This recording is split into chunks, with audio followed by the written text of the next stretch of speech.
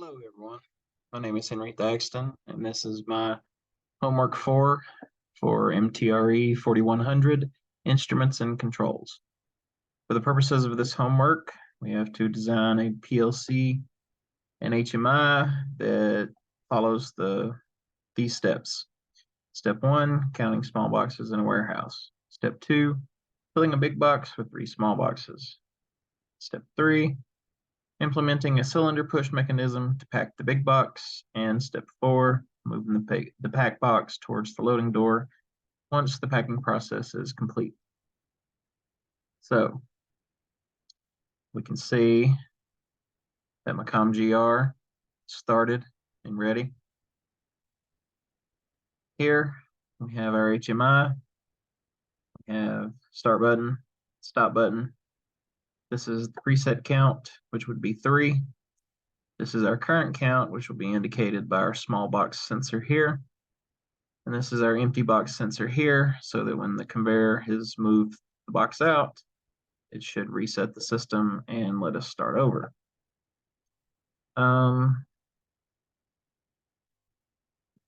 Here, you can see the cycle macro that we've created for this. We have internal memories 1 and 2 for the blue arrows here and here.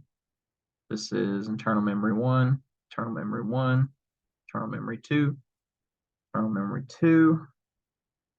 These are our macros for making these move. You can see we've labeled these internal memories 10 and 15, which means that 11 and 12 and 16 and 17 is going to be our X and Y positions from these, which you can see right here and right here that correspond to these. 21 and 22 corresponds to internal memory 20, which have these coordinates right here. So yeah, Y2, whenever Y2 is on, which would be these two, they're going to move. This one is connected to Y3, which is connected to this guy, which is going to push him forward. And then we have our reset codes whenever the bit is off. Okay, so over here, we have our code. This is our latching circuit on or off. So if we start the process, we'll push the input to the internal memory, and this will latch it with itself. Obviously, we have stop in the NC position. Network 2 starts the sub conveyor, which is this one right here. This one is our sub conveyor. And you can see that it cuts on when the process is cut on, or it will cut off if the present count is equal to user input, which will show the user input later on. So whenever this process cuts on and this process is normally closed, which means that our count has not reached our input of 3, the sub conveyor should start moving. Here we have our sense the small box and increase the count. Our product sensor, which we've labeled X2, this is also box sensor, I guess you would call it. This is our small box sensor right here. Whenever the rising edge of this detects a box passing, small box passing into the bigger box, this will increase our count. And then once our count hits 3, we should reset, but that's more down at the bottom. So once our count hits 3, we should start the cylinder Y2 to pack the large box, which means that our present count, C0, will be on,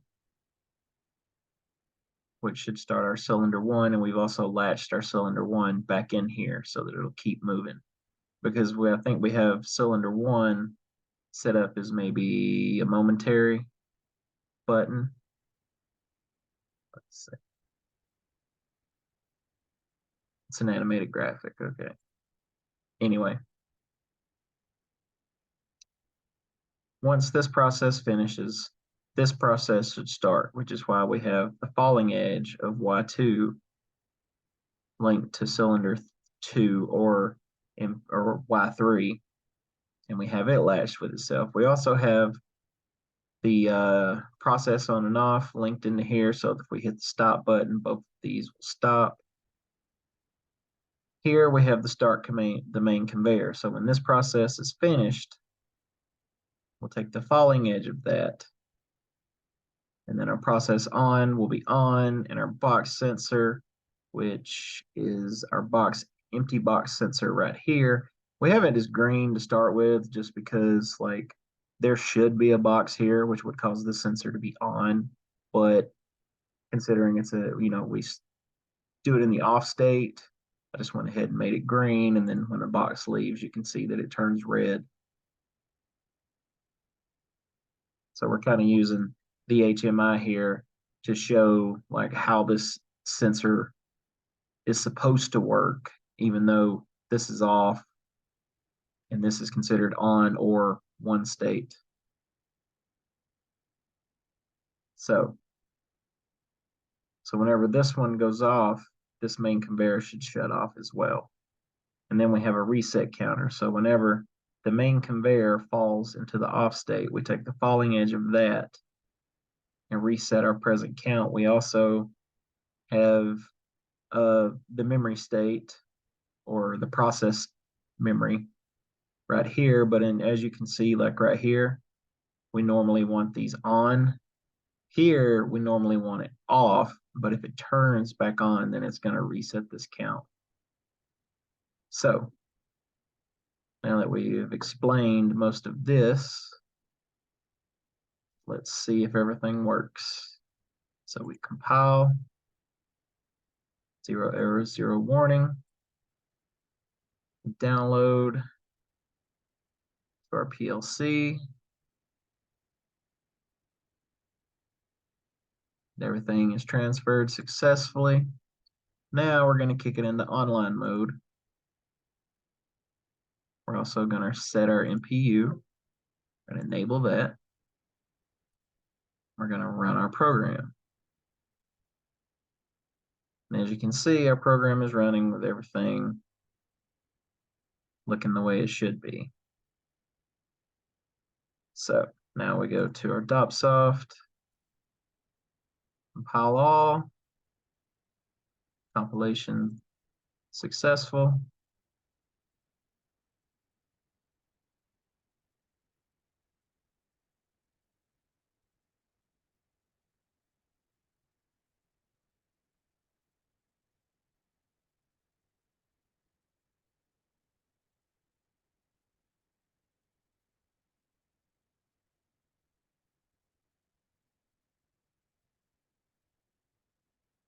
Anyway,